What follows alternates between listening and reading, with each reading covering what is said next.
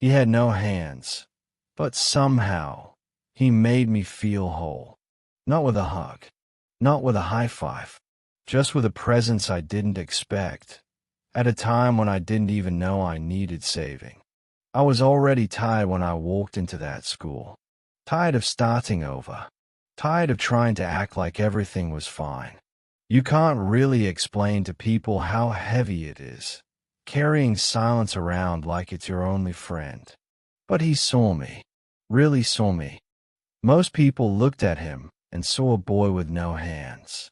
What I saw was someone who didn't flinch. Someone who didn't hide. Someone who walked through a world that was never built for him, and never once asked for pity. And for reasons I still don't fully understand, he chose to walk beside me. This story isn't about being rescued. It's about how strength can wear a quiet face. How healing sometimes comes from the last person you expect. And how a boy who couldn't hug me gave me the kind of safety I'd never known. And if you've ever felt like no one sees you, really sees you, I want you to hear this from the beginning to the end. Because what happened between us changed everything I thought I knew about friendship, about pain, about what it means to matter. I came in on a Tuesday. No banners, no smiles, just the cold shuffle of bodies moving around me like I didn't exist. My mom said it was a fresh start. My dad didn't say anything at all. I told myself to keep my head low. Don't speak unless spoken to. Blend in. But nothing felt soft here.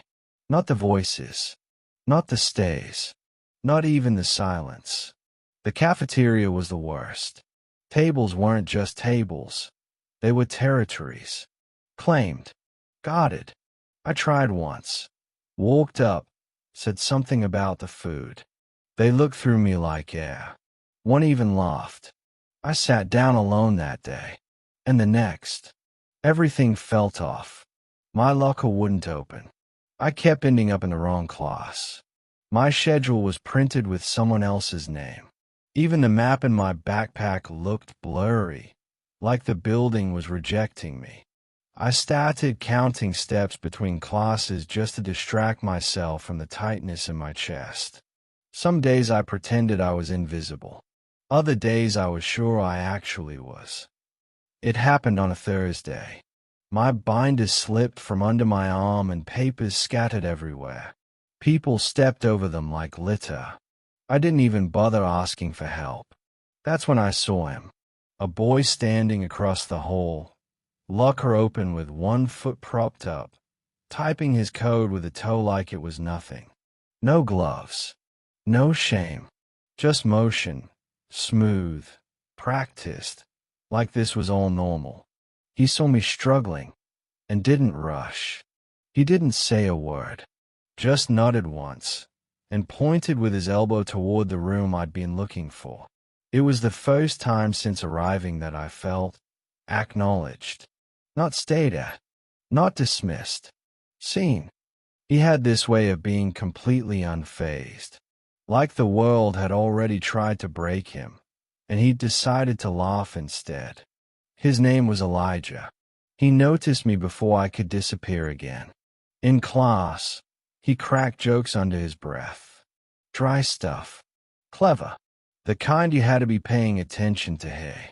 I started listening. He never asked why I was quiet. Never prodded or poked or tried to fix me. He just showed up. Lunch under the tree. Seat saved in biology. His foot sketching comic panels faster than most kids could with two hands. The first time I laughed since moving here was something he said about cafeteria meatballs and medieval warfare. And it caught me off guard. Not just the joke. The fact that I laughed at all. I'd been holding it together, barely, until that moment in third period. The teacher called my name. Wanted me to read something out loud. My voice caught before it reached my throat. Everyone turned. Waiting. I couldn't do it. Couldn't fake calm. Couldn't push the words past the panic. I walked out before the shaking started. Made it to the hallway. tried to disappear into the wall. That when I felt someone sit down next to me. No touch. No questions. Just quiet. Elijah. He leaned back against the lockers like he'd been here before. Like this wasn't strange to him. After a minute, he said one thing. You're not alone. I get it. And somehow, I believed him. After that, he didn't let me drift back into the dark. Every day, he sent something, a meme, a one-liner, a music link, a weird fact about flamingos. He asked me to walk with him after school, introduced me to beats he was making on an app with his feet. One night, I watched him perform at a talent show. No backtrack, no fee, just toes dancing across piano keys like they belonged there. I didn't even notice I was smiling until the applause started. We stayed behind after a school mural project. I dipped my brush, and he dipped his shoe. We made color feel like home. Somehow, I stopped shrinking. I joined an art club. I made a joke during lunch, and people actually laughed. One afternoon, I saw another kid standing alone near the entrance. I didn't think. I just walked up and said, "Hey." Elijah never told me to be brave. He showed me what it looked like. Not loud, not flashy, just honest, present, real. I framed a photo we took outside the auditorium. Him in custom sneakers, me with paint on my hoodie. Every time I looked at it, I remembered who I was becoming. When he told me he was moving, I didn't say much. Didn't know how. On his last day, he gave me a look that said, "You're good now." We bumped elbows and shoulders. I tried to smile. After the bus pulled away, I went home and opened my sketchbook. Wrote his name in bold ink and circled it. Months passed. I didn't fade. I showed up. I helped someone on their first day. I remembered how it felt to be invisible, and made sure no one around me had to feel that again. He couldn't hug me, couldn't high-five, couldn't pat my shoulder. But somehow, he carried me. Every step I take with confidence now traces back to what he gave. Not with touch, but with truth. He never asked for credit, never wanted applause. But everything I am today was shaped by what he showed me in silence. So if you've ever believed that you have nothing to offer, think of Elijah. And if you see someone alone, be the one who doesn't look away.